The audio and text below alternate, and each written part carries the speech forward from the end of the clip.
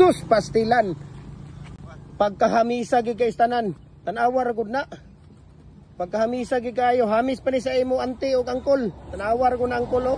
Tanawa lang imuha angkol ug kini nga mo ang poste angkol. Perting hamisa kayo kol. Di ba? Tanawa kol. Sige, hamis pas kuyamis. Di ba? Tanawa lang na ninyo kung sa kahamis na angkol. So kung gusto ninyo, no? Follow po kayo sa ating Facebook page. Jim Hardware Kukulamber Concrete Products, Balulang Brands. Jim Hardware Kukulamber Concrete Products, Ganituan Brands. Triple A and F Kukulamber. Ating personal Facebook account, Jim Hardware Kukulamber ang Concrete Products. Tapos ang ating YouTube channel, Jim Hardware Kukulamber Concrete Products. No? Follow po kayo para updated po kayo sa ating mga video. So nagde-deliver tayo Luzon, Visayas, Mindanao, walang problema pag mga molder lang. Nagko-customize din tayo 4x4, 5x5, 6x6 no? Sa ating Tens Concrete Post Molder at Dragon Fruit Post Molder natin.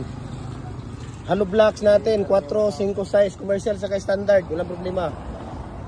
Decorative natin, bricks molder natin, RCPC pipe culvert natin. Ayan, 6 inches hanggang 85 inches po, walang problema.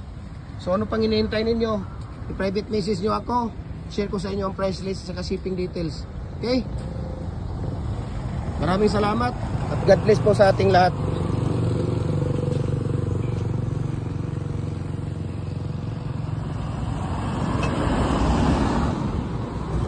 Ayan o, commercial standard natin, mayroong size standard, 4 na standard, 3.5 nga commercial, 3 na commercial, 4 nga standard, 5 na standard, size nga standard, 4 nga standard. Mayroon tayong mga bricks dyan. So kukunti na lang yung mga naiwan natin, no? Kukunti na lang yung mga naiwan natin ng mga tawag dito, mga design. Ano ba to dito? Battery. Ayan. Diba? So, message nyo lang ako. Hindi tayo nagbibigay ng presyo dahil minsan tumataas ang bakal, minsan bumababa ang bakal, kaya hindi ako nagbibigay ng issue dito sa Erie. Okay? Share nyo, message nyo ako, share ko sa inyo yung prices sa shipping details. Mabuhay po tayo and God bless sa ating lahat.